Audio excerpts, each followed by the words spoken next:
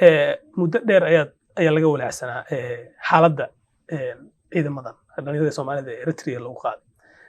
aragtidaada maxaa u diiday madaxweynihii hore ee Soomaaliya in ciidamadan uu booqdo ama xog rasmi ah ay dawladdiisu la wadaagto shacabka maadaama xilli lagu jiray doorasho oo isaga qudhiisu ay ahmiyad u lahayd arrintan horta arrin la yaab leeyahay su'aashaasna isaga ku fiicnaan lahayd inuu ka jawaabo laakiin anigu intaan ka ogahay inuu baarlamaankan ku jiray markii xaaladdu xumaatay oo dadkii ay qayliyeen mudaharaadyo dhaceen anigu baarlamaanka waxaan ka soo jeediyey in guddi aan diro baarlamaanku diro haddii xukuumaddii iyo dowladda shaqayn weyday oo shaqadeeda qabsan weyday inaan waa duuban yahay wuxuu ku jiray website-ka baarlamaanka ku jira baarlamaanku inuu diro guddi madax bannaan ama dowladdu xataa guddi madax bannaan ay dirto oo aan dowladdu inaan la marinba ee baarlamaanku isaga madax bannaan go'aan ka qaato oo halkaa la tago markay ii suurtoobi weyday in la sameeyana proposal ahaan baan u geeyay motion maahan waxay ahayd soo jeedin bay ahayd lama samaynin markaa kadib bay ugu dhalatay marka anigu inaan tago oo soo hubsado waana anigii ka sheegay Universal iyo BBC-da aduu ma la soo kulantay ciidamada kuwaan kala kulmay qaarkood ka mid ah laakiin xerada ma tegin anigu waayo anigu dee madax sare ma ahayn moogtahay waay su-aashii aan ku weydiiyey hadda la xiriirtay sababta madaxweynihii hore uu booqan waayey ama uu xog uga bixin waayey shakiyada badan waxaa keenay xataa taliyihii xoogga dalka Soomaaliyeed baa la weydiiyey anigu ciidan halkaa jira ma ogi arrinta shakiga weyn keentana taasay ahayd waxaan u malaynayaa madaxweynihii hadda jiray ama dowladdii hadda ka horreysay dowladdan arrintaas iyo arrimo kaloo tiro badanba way gabtay waxay ahayd fiiri dowladnimadu waa communication wey waa xiriir ummadda waa inaad la xiriirtaa adiga ma ogtahay ari iyo geelu ma ahayd madaxweyne keliya ari iyo geel naftiisa u tahay laakiin waa dadka waxa muhiimka ah qaranka la sheegay iyo dowladnimada la sheegaa kow number one waxaa ah shacbiga aad madax ku tahay dartiis waayo waxa madaxweyne ku tahay ama wasiir ku tahay ama ra'iisul wasaare ku tahay ummadaas wey maadaama labada xiriirkooda uu fiicnaa maxay tahay sababta aniga kulley madaxweyne Isaias iyo dowladda Eritrea xiriir fiican baan la leeyahay waayo markii aan kala jabnay oo koox naga mid ah oo gudoomiyihii uu hogaaminayay ku-xigeenkiisii iyo gudoomiyihii baarlamaanka golaha dhexe ururka anigu aan booska la wareegay aan diiday in muxuu ahaa aan Ethiopia dalka haysata aan origa dhigno ayaa madaxweynuhu wuxuu noo sheegay in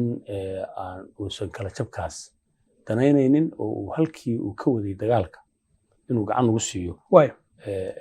muxuu ahaa uu sii wado waan tegey waa kuu sheegay su-aashu waxa weeye wax kale madaxweyne farmaajo wax kale maahan waxaan ku yidhi su-aashu waxaan kaga jawaabay madaxweyne farmaajo wax badan buu ka aamusay oo la rabay inuu ka hadlo xiriirkuna waa muhiim marka ummad madax u tahay arrintaa uu ka aamusay xiriirka miyaa labada dal miyaa xumaad leedahay oo siyaasi xiriirka ummadda la xiriiraan ka hadlaya anu markii hore u horreysay waa la tegey oo isagaa iga dalbay in dowladda Eritrea aan xiriir la samayno oo aan muxuu ahaa uu rabay inuu tago waana la samaynay waa saasaan ku tagnay laakiin inta ka dambeysay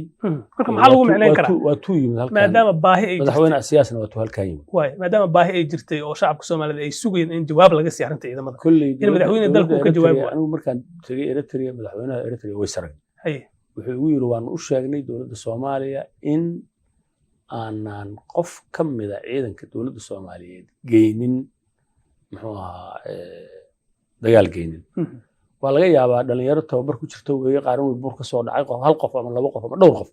laakiin ciidan dagaal la geeyay wax badan baa dhimanaya Soomaaliya boqolaal baa dhimanaya ama kumanaan baa dhimanaya dowladda Soomaaliya waa u sheegnay buu yiri sababta su'aashaas laftigeedu u weydiiyay sababta dowladda Soomaaliya u sheegi laadahay maxay tahay waxaan idin anigu niyo xilbaan baan ahay dowladda Soomaaliya uma shaqeeyo dadka Soomaaliyeed dowladda u dhaxeeya laakiin waan tagayaa waa warsanaya waa imid waa wareystay leeyma jawaabin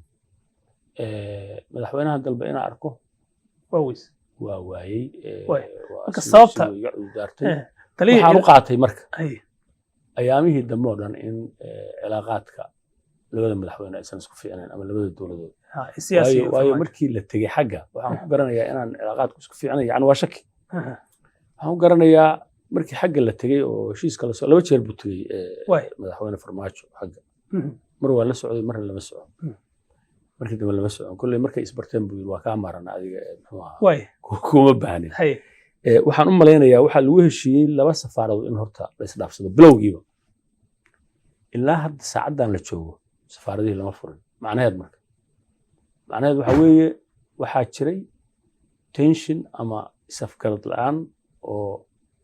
labada madaxweyne ama labada dowladood ah dhici karta oo wuxuun baa la isku khilaafay waxayna u badan tahay waxa la isku khilaafay inay tahay warda dadka anagu dad ma aanan layne mana aanan geysan dad dagaal ma aanan wagay Soomaaliya u sheega dadka sababta loo qariyay marka ilaa haddeer waa luqsi waa wax yani la yaab leh madaxweyne siyaas isaga waxa leedahay fariinta ku saabsan xaaladda ciidamadaas ku gaarsiiyay dowladda Soomaaliya